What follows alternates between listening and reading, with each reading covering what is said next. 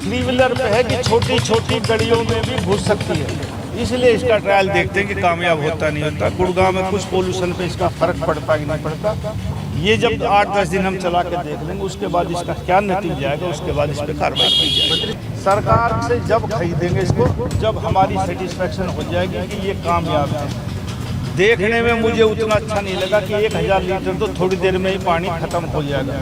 कोशिश करेंगे इसका टैंक बड़ा किया जाए, मशीन भी बढ़िया है, लेकिन किसी कंपनी ने अपनी भेजी है तो उनका ट्रायल बेस पे हम फ्री में इसका काम ले रहे हैं।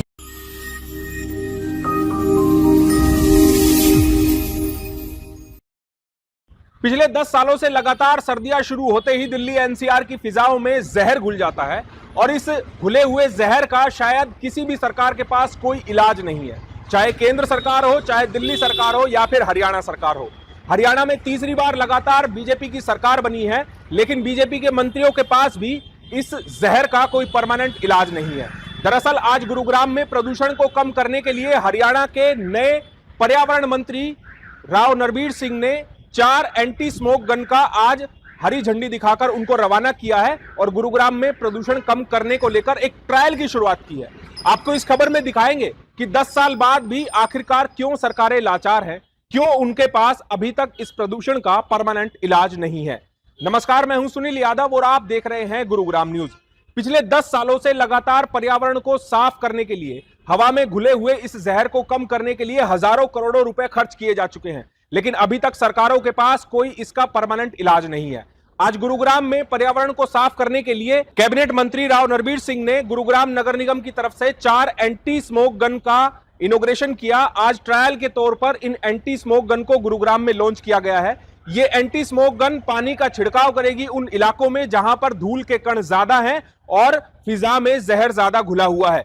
लेकिन सबसे बड़ी बात यह है कि 10 साल हो गए हैं, लगातार प्रदूषण का स्तर इसी तरह दिल्ली एनसीआर में बढ़ता रहता है और अभी भी गुरुग्राम नगर निगम हो या हरियाणा सरकार हो, वो अभी भी ट्रायल पर टिकी हुई है। उनके पास कोई प्लानिंग नहीं है कि गुरुग्राम में प्रदूषण के स्तर को कैसे कम किया जाए और हवा को साफ किया जाए। आज 10 साल बीत जाने के बाद भी हरियाणा सरकार सोच रही है कि कोई ट्रायल किया जाए और कोई ऐसा नुस्खा निकाला जाए जिससे यह प्रदूषण कम हो जाए। दरअसल हरियाणा के कैबिनेट मंत्री और पर्यावरण विभाग संभाल रहे राव नरबीर सिंह ने चुनाव प्रचार के दौरान लगातार इस बात को उठाया कि गुरुग्राम में प्रदूषण को कम किया जाना चाहिए, जनता की भागीदारी होनी चाहिए। लेकिन जब सरकार बन गई है, वो मंत्री बन गए हैं, तो शायद उनके पास भी कोई प्लान नहीं है। क्योंकि जब इन 4 एंटी स्मोक गन का इनॉग्रेशन आज किया गया, जब हरी झंडी राव नरबीर सिंह ने इनको दिखाई, तो मीडिया से बातचीत के दौरान खुद राव नरबीर सिंह ने भी माना कि उन्हें नहीं लगता कि व्यक्तिगत तौर पर ये एंटी स्मोक गन प्रदूषण को कम करने में किसी प्रकार से कारगर साबित होगी।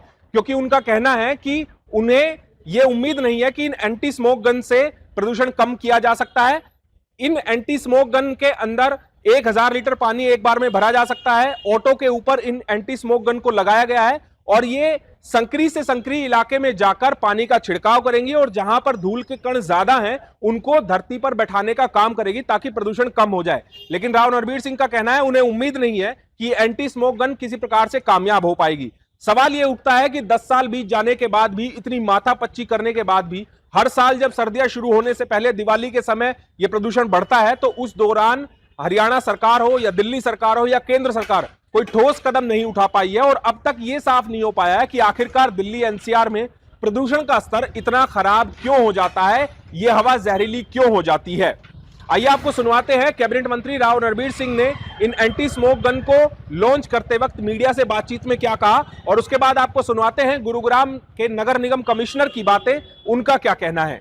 ये ट्रायल के तौर पर 4 मशीनें मंगवाई गई हैं, सरकार की तरफ से इस पर कोई खर्चा नहीं है और ये 1000 लीटर की है। पानी का छिड़काव करेगी, कितना कारगर होगा ये बाद में आपको बताया जाएगा। सरकार से जब खरीदेंगे इसको, जब हमारी सेटिस्फेक्शन हो जाएगी कि ये कामयाब है।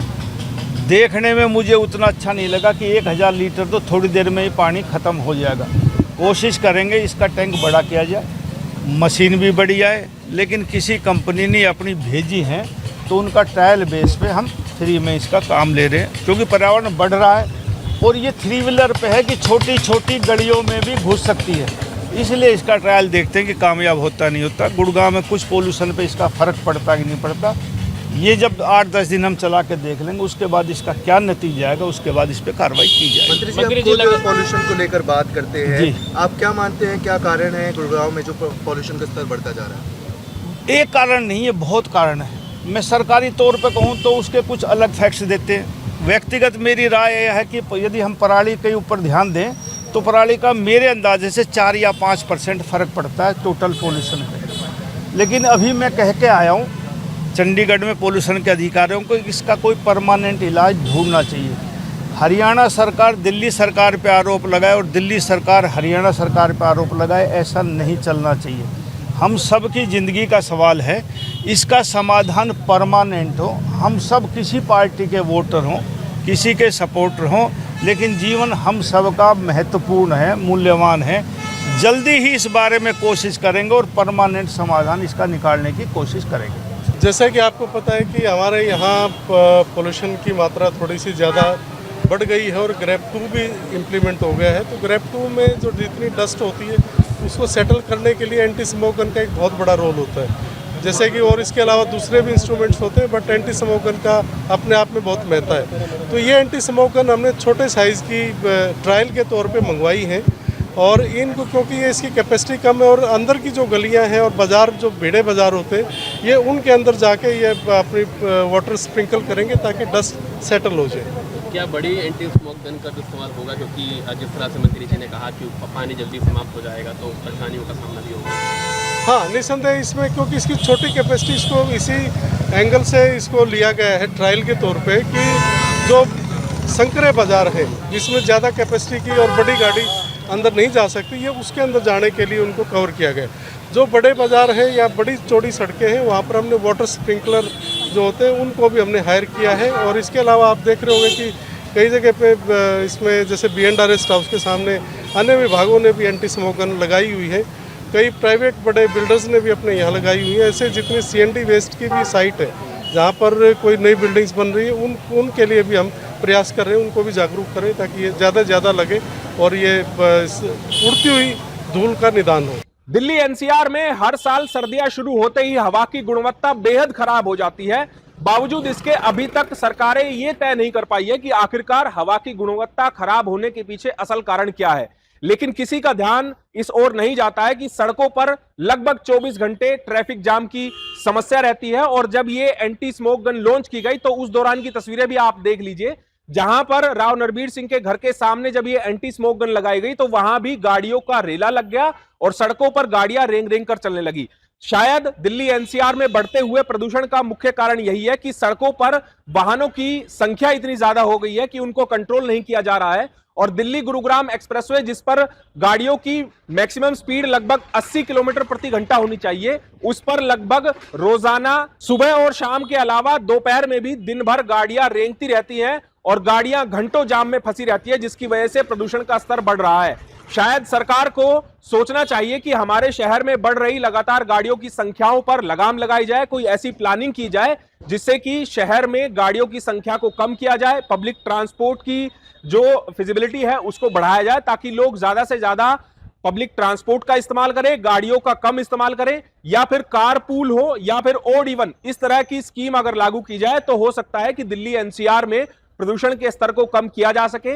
लेकिन सरकारें एक दूसरे पर ब्लेम करने में जुटी हुई है, चाहे दिल्ली सरकार हरियाणा सरकार पर आरोप लगाती हो या यूपी सरकार पर आरोप लगाती हो, उसी प्रकार हरियाणा सरकारें भी दिल्ली और आसपास की सरकारों पर आरोप लगाती है। लेकिन कोई भी सरकार अभी तक दिल्ली NCR में बढ़ते इस प्रदूषण को कम करने के लिए कोई ठोस कदम नहीं उठा पाई है।